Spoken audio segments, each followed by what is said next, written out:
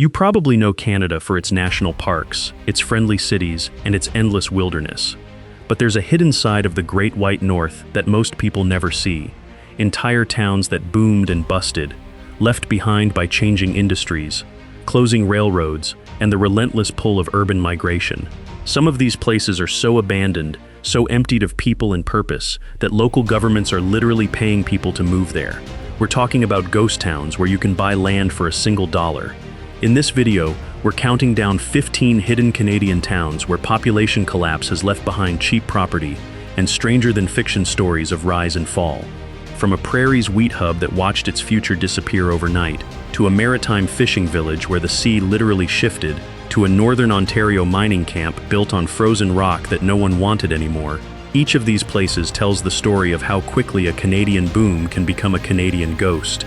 So make sure you hit subscribe, because number one on this list is a place so thoroughly abandoned that the government is practically begging people to live there. Let's begin. Number 15. If you drive along Highway 5 through central Saskatchewan on a quiet afternoon in summer, the heat shimmer rising off the asphalt makes everything ahead look like it's dissolving into nothing.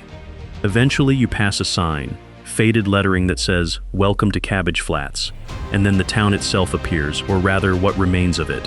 A few scattered buildings in various states of collapse, a grain elevator, empty and silent, a general store with boarded windows, the smell of dust and distance. Cabbage Flats was founded in 1909 as a grain collection point on the Canadian Northern Railway. For 40 years it thrived. Farmers from across the surrounding prairie brought their wheat and oats here to be stored, graded, and shipped east to Winnipeg and beyond. The town had a population of around 400 at its peak, a schoolhouse, a grain company office, a hotel, 3 grain elevators, even a small dance hall where workers and farmers would gather on Saturday nights. The railway was everything. The trains came through twice a week, and the whole rhythm of the town synchronized with those arrivals and departures.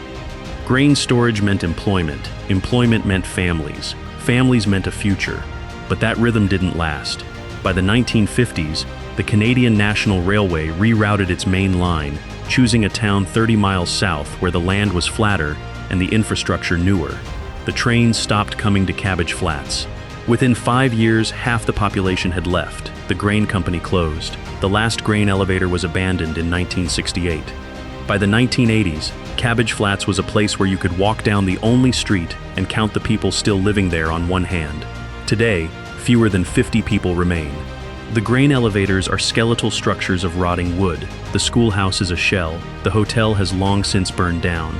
If you visit Cabbage Flats today, you can still see the prairie encroaching on the edges of town, crocuses and wild grass beginning their slow reclamation of human ambition.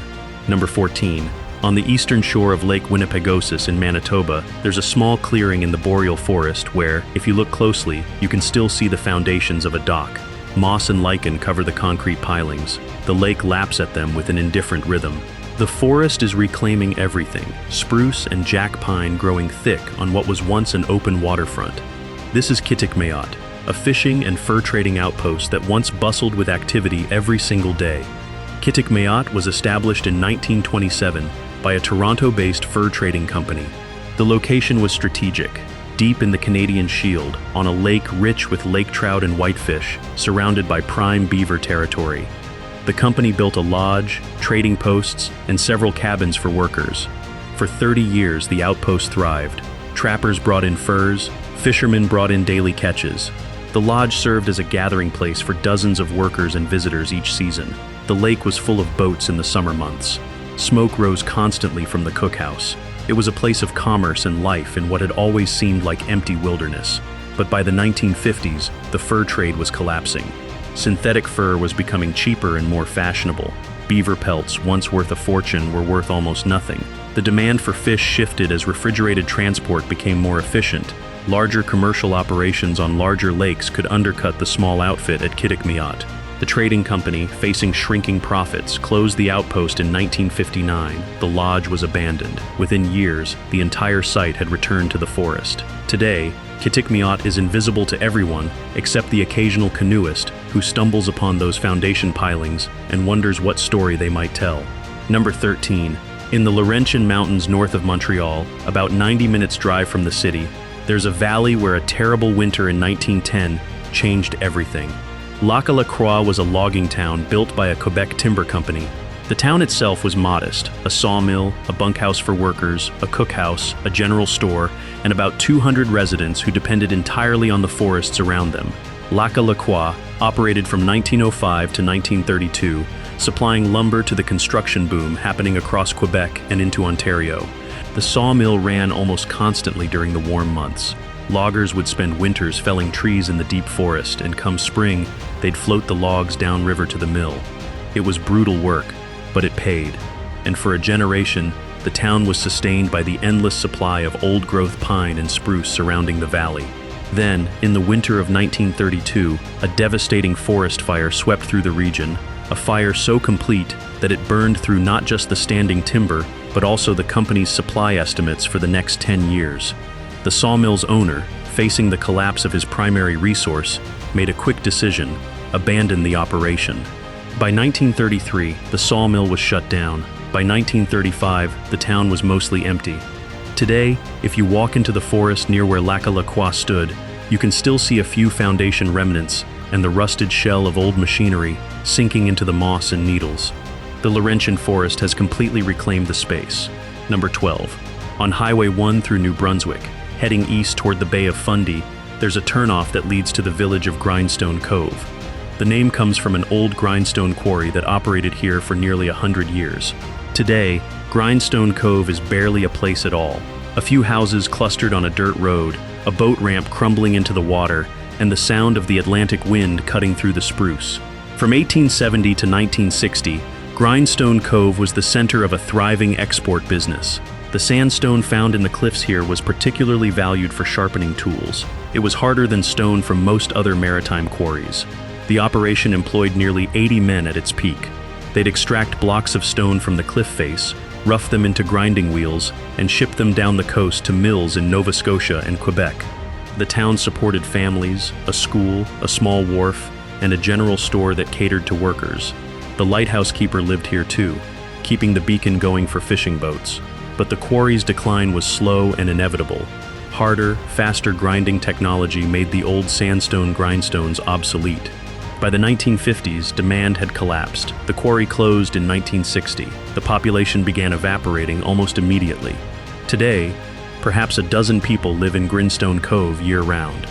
The quarry cliffs stand silent, and the grinding wheels that were once shipped around the world have mostly dissolved into rust and memory.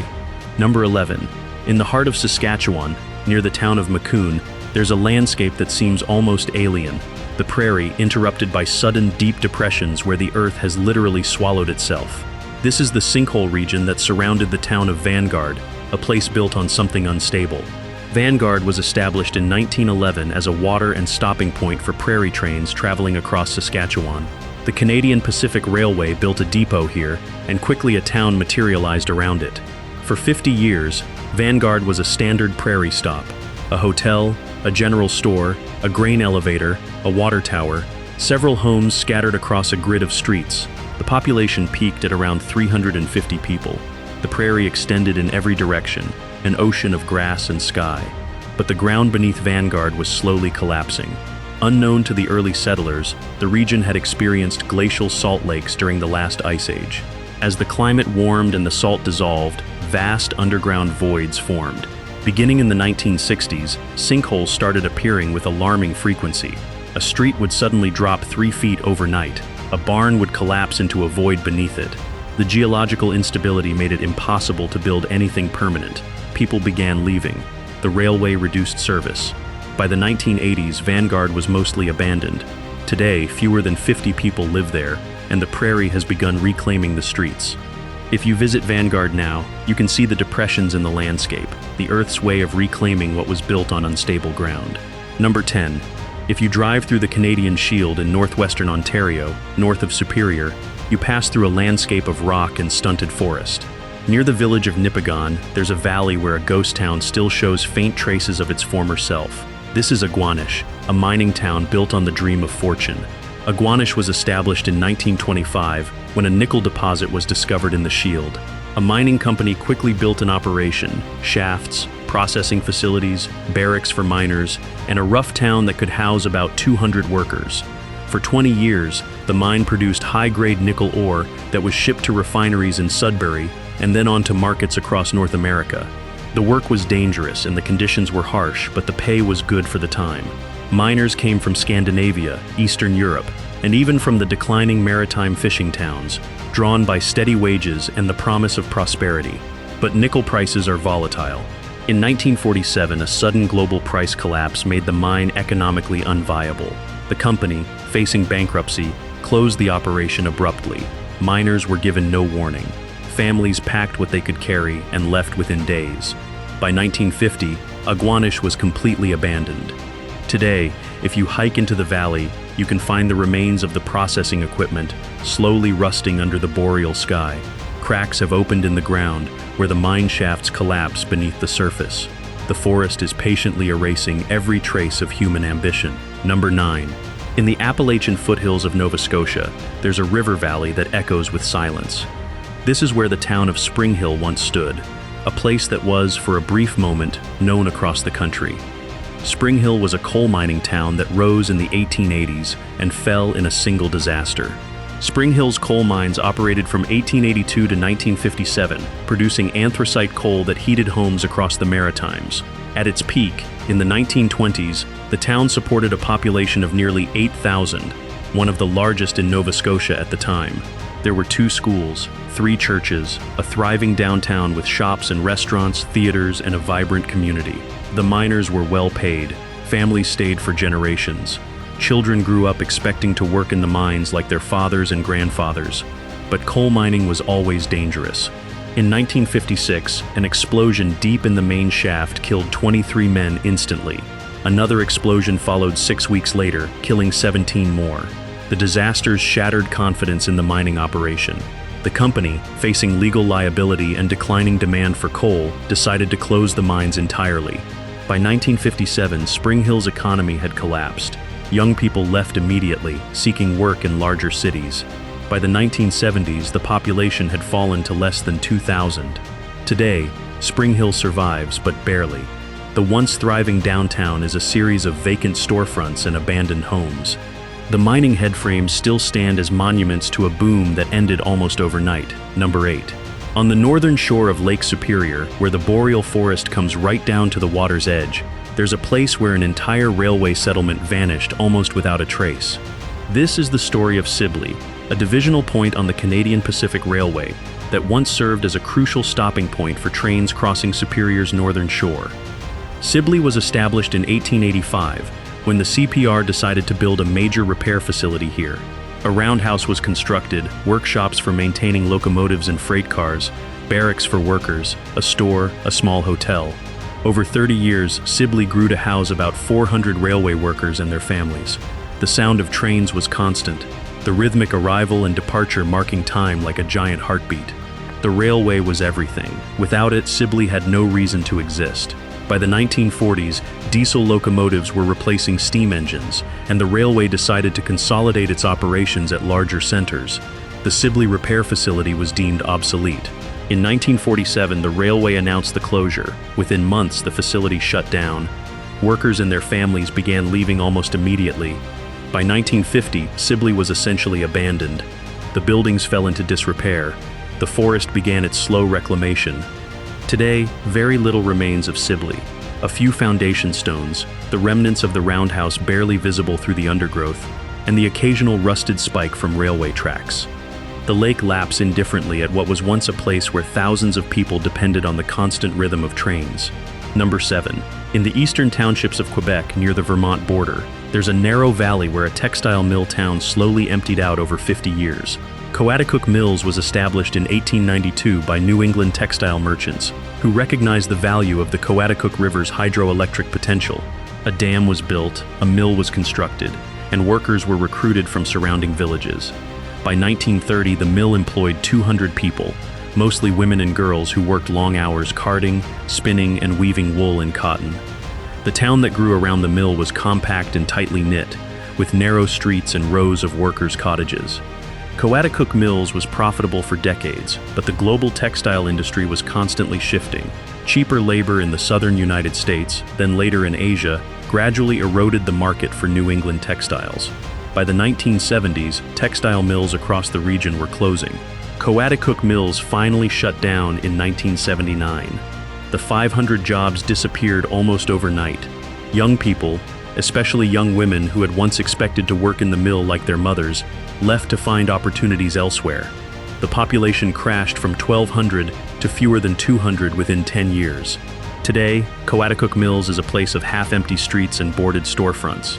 The mill building still stands, a massive brick structure that now houses apartments for people who could afford them, but the rhythm of the place, the collective identity of being a mill town, is gone, replaced by a kind of mournful quiet.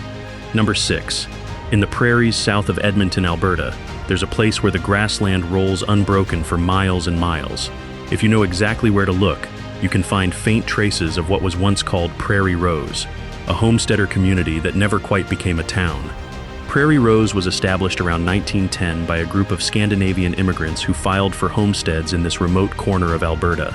They broke the prairie sod, built log houses and sod houses, planted wheat and barley, and created a small community of about 80 families. There was no official town site, no central main street, but there was a schoolhouse that served as the social center and a small general store operated out of someone's front room. For 20 years, the community persisted. Harvest times brought the entire community together. Wedding celebrations lasted 3 days. People helped each other survive the brutal winters. But dry land farming in the prairies is precarious. In the 1930s, the Great Drought arrived like a biblical plague. The topsoil, exposed and unprotected, began to blow away. Harvests failed year after year. Dust storms turned day into darkness at noon. By 1940, most of the families had abandoned their claims, either relocating to irrigated areas or leaving farming altogether. By 1950, the schoolhouse was empty and falling into disrepair. Today, if you hike out into the prairie south of Edmonton, you can find the remnants of foundation stones scattered across the grass, the only evidence that 100 people once tried to build a permanent home in this unforgiving landscape.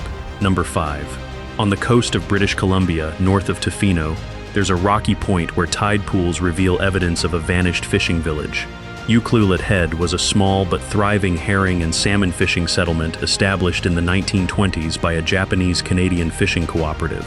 85 fishermen and their families lived here, operating about 40 small fishing boats. The community was tight-knit, self-sufficient, built entirely on the assumption that the fish would always be there. Ucluelet Head thrived for 30 years. The herring season meant income. The salmon runs meant security.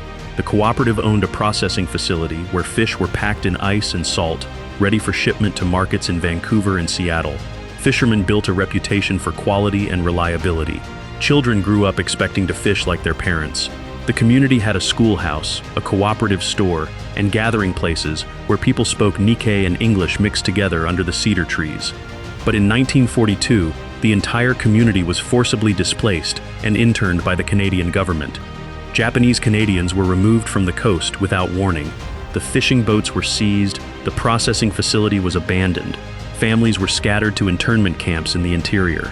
By the time the war ended and Japanese Canadians were allowed to return, the fishing operation had been dismantled. The boats sold off, the infrastructure destroyed. Most families never returned. They'd rebuilt their lives elsewhere. By 1950, Ucluelet Head was a ghost town with no one to remember it. Today, the rocky point is empty except for tide pools and the sound of the Pacific. The fishing community exists now only in the memories of descendants who were born there and displaced before they could form lasting attachments. Number 4. In the heart of the Canadian Shield in Quebec, there's a lake where a prosperous mining town sank into the bedrock itself. This is Doré, once called the Copper Crown of Quebec. Doré was established in 1910 when a rich copper deposit was discovered in the hard rock north of Montreal. A mining company quickly opened a mine, built a processing mill, and constructed a town to house workers. At its peak in 1930, Doré had a population of almost 1,000. The ore was high-grade, nearly 5% copper, rare and valuable. The company built a company town with a store, a school, a cinema, even a small hospital. Miners came from Quebec, from Europe, from the Maritimes, drawn by good wages and steady work. But copper prices fluctuate wildly. In 1933, the global copper market collapsed as the Depression deepened. Copper that had been worth $2 a pound dropped to 20 cents. The company, facing bankruptcy, shut down the mine almost overnight. Miners were given minimal notice. Families began evacuating within days. By 1935, Doré was essentially abandoned. The mine flooded. The mill fell silent. The town buildings were left to the forest. The company had invested so much infrastructure into the town that demolition was impossible, cheaper to just walk away. Today, Doré is one of the most isolated ghost towns in Quebec. If you hike the backcountry north of Montebello, you can find remains of the mining infrastructure, the mill building slowly sinking into the bedrock, and the scattered foundations of the company town. The forest is patient. The Canadian Shield waits, and Doré fades into memory with each passing year. Number 3. On the coast of Newfoundland, on the southern shore facing the Atlantic, there's a landscape of rocky coves and weathered cliffs where an entire fishing community vanished in less than a decade. Kaplan Cove was one of the most productive fishing villages in Newfoundland, established in the 1850s and thriving for more than a century on the bounty of the cod fishery. Kaplan Cove was home to nearly 300 people, almost all of them depending entirely on the annual cod migrations that brought fish past this point every spring and fall. Fishermen, and it was always fishermen, a purely male occupation, would leave in wooden boats at dawn and return with holds full of cod. The fish would be cleaned, dried on wooden racks that covered the hillside, and sold to merchants who distributed them across Canada and to Europe. It was hard work, dangerous work, but it paid. Families that had lived here for generations knew nothing else. The village identity, the community structure, the entire economy was built on the faith that the cod would always come. But the cod didn't always come. Beginning in the 1970s, the fish became less abundant. Larger, more efficient factory ships began fishing off the coast, competing with the small boats of Kaplan Cove. By 1990, the cod population had crashed so dramatically that the Canadian government imposed a moratorium on cod fishing, an outright prohibition on what had sustained this community for centuries. The moratorium was supposed to be temporary, a few years to let stocks recover, but the cod never recovered. The moratorium lasted decades. Kaplan Cove emptied almost instantly. Fishermen with no boats and no fish left within months. Young people had no reason to stay. By 1995, the village was essentially abandoned. The fishing stages, the wooden structures where fish were processed, fell into the sea. The drying racks rotted. The houses, abandoned and weathered by Atlantic storms, slowly deteriorated. Today, if you travel to Kaplan Cove, you find yourself in a landscape of ruins. A few occupied houses remain, held by people too old to leave or too stubborn to abandon their heritage. But the thriving village is gone. The Atlantic laps indifferently at the rocks. The seabirds circle overhead. And the cod that built this community remain in the depths, not recovering, their absence a permanent wound. Number 2. In the boreal forests of northern Manitoba, near the Saskatchewan border, there's a place where the Canadian National Railway built an entire town that lasted exactly 67 years. Thicket Portage was established in 1911 as a divisional point, a place where train crews would change, locomotives would be serviced, and freight would be rerouted. The company built barracks, a large dining hall, a commissary, and eventually small family homes as the operation grew. Within 10 years, 400 people lived in Thicket Portage. It was a proper railway town with its own identity, its own culture, its own reason for existing. For half a century, the rhythm of Thicket Portage was absolutely synchronized with the railway. Trains arrived on schedule, crews worked in shifts. Supplies were delivered from the south. Families grew accustomed to a life defined by railway work. Children were born. Children grew up. Children left to find other work in larger cities, but parents and grandparents remained, tied to the railway that had given them employment and identity. Then, in 1978, the Canadian National Railway announced it was consolidating divisional operations. Thicket Portage was no longer needed. The divisional point would be relocated to Thompson, 50 miles south, where there was better infrastructure. The company gave workers 6 months' notice. 6 months to uproot lives, to abandon homes, to relocate to places unknown. The evacuation was methodical and complete. By 1979, the last employee had left. The commissary was locked. The houses were abandoned. The trains still passed through occasionally, but they didn't stop anymore. Today, Thicket Portage is one of the most eerie ghost towns in Canada. The buildings remain, but they're empty. The dining hall still has tables. The barracks still have beds. The houses still have furniture. You can walk through the streets in silence and imagine the absence, the ghost of community lingering in the structures themselves. The Canadian National Railway, which built this entire town, simply walked away from it. No demolition, no reclamation, just abandonment. In the silence of the northern forest, Thicket Portage remains, a perfect monument to how quickly a railway town can become a ghost town when the railway moves on. And number 1, in the heart of the Canadian prairies, in a desolate stretch of Saskatchewan, where the horizon stretches unbroken in every direction, there's a place that is almost completely empty now: Soda Lake. The name comes from a shallow salt lake that sits at the western edge of what was once a thriving agricultural town. But Soda Lake tells a different story than most Canadian ghost towns. It's a story not just of decline, but of near total erasure, and of the government's desperate attempt to resurrect a place that nature and history had already abandoned. Soda Lake was established in 1908 as a grain handling center on the Great Northern Railway. The railway was the spine of the prairies, carrying the dreams of thousands of settlers who believed that breaking the prairie sod and planting wheat would make them prosperous. Soda Lake was built to serve those dreams. A grain elevator, 2 of them actually, a railway depot, a general store, a hotel, a schoolhouse, and eventually a population of about 700. For 30 years, Soda Lake thrived. The grain elevator filled every August and September with wheat from surrounding farms. The trains came through twice a week. The school had a 2-room building and a dedicated teacher.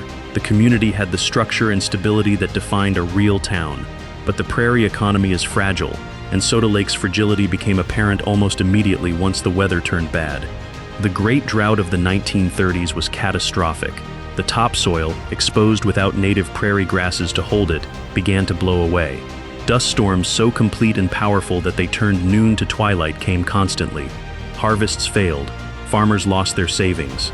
Banks foreclosed on farms. Young people started leaving immediately. They could see that farming on the prairie was becoming impossible. By 1940, the population had dropped to 400. By 1950, it was 200. By 1980, fewer than 60 people remained. But then something remarkable happened. Around 1990, the Canadian government, recognizing that rural prairie communities were dying, decided to attempt an experiment. What if they paid people to move to these ghost towns? What if cheap land, nearly free land, could reverse the exodus? Soda Lake became one of the test cases. The local government, with provincial assistance, began offering parcels of land for literally $1, a single dollar to own land in a Saskatchewan ghost town. They advertised it in urban centers, they offered tax incentives, they promised a return to small-town simplicity. A few people came, retirees looking for solitude, artists seeking cheap space, telecommuters who could work from anywhere. By 2015, Soda Lake had a population of approximately 130. The $1 land deal had worked. After a fashion, the town had stopped dying. It wasn't thriving, far from it, but it had halted its complete erasure. If you visit Soda Lake today, you see a landscape of contradiction. Some buildings have been restored. New residents have moved into old homes. The school building is now used as a community center, but huge gaps remain in what were once residential blocks. Empty foundations where houses stood for 70 years and then were demolished. Streets that still bear the grid pattern of a planned town, but with only half the expected buildings. The grain elevators still stand, but they're empty and locked. The railway barely services the town anymore. The horizon still stretches unbroken in every direction, and you can still feel the weight of emptiness that Soda Lake has carried for decades. Soda Lake represents something unique in the landscape of Canadian ghost towns. It's a place where government intervention is actively fighting against the inevitable. Whether that intervention will ultimately succeed, or whether Soda Lake will eventually return to grassland and sky, remains to be seen. But for now, in this forgotten corner of Saskatchewan, $1 can still buy you a piece of Canadian history, and a few determined people are trying to prove that even a dying prairie town can find a reason to continue. I hope you have enjoyed this journey through Canada's hidden towns. These places remind us that every boom leaves behind a bust, and that the vast Canadian landscape is littered with the remnants of ambitions that once seemed permanent. Make sure to share this video with your friends, and see you in the next one.